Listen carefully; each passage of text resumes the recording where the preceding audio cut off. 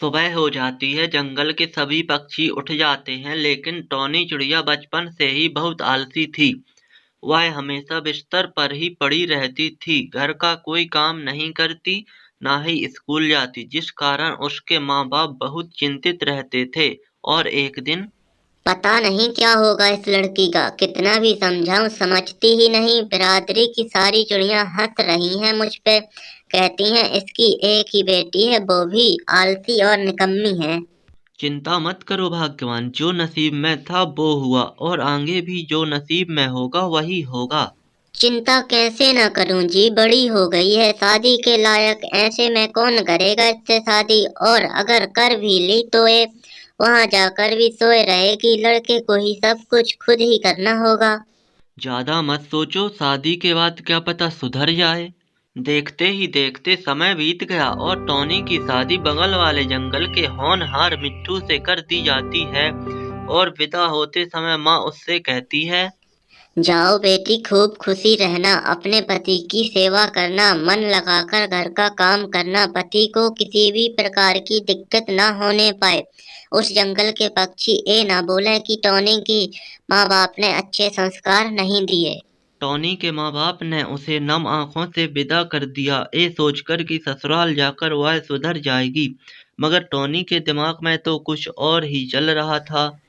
सुनो जी, क्या आपके यहाँ नौकर नहीं है? घर के काम कौन करेगा?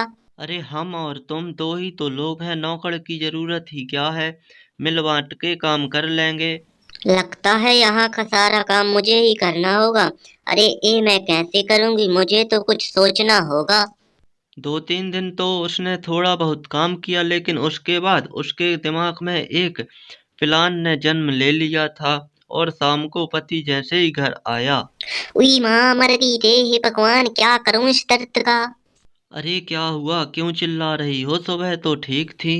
सुबह ठीक थी तो क्या मैं अभी बीमार नहीं हो सकती?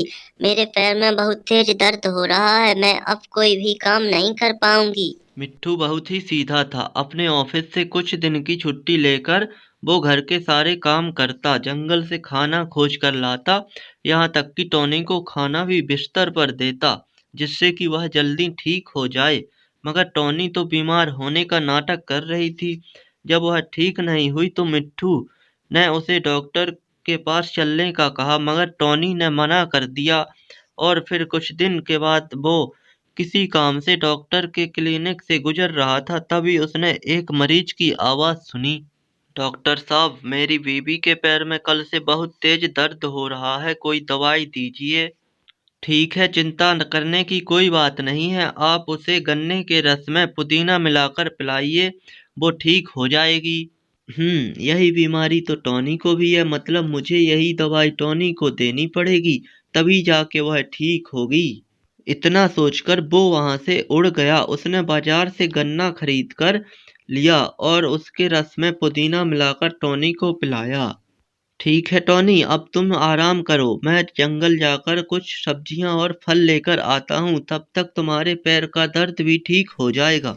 अरे वाह, इसका स्वाद तो बहुत ही अच्छा लगता है, मुझे इसे पीने के लिए रोज रोज नाटक करना पड़ेगा, तभी मुझे इतना अच्छा शरबत मिलेगा पीने को। आगे का पार्ट देखने के लिए कल तक का इंतजार करें।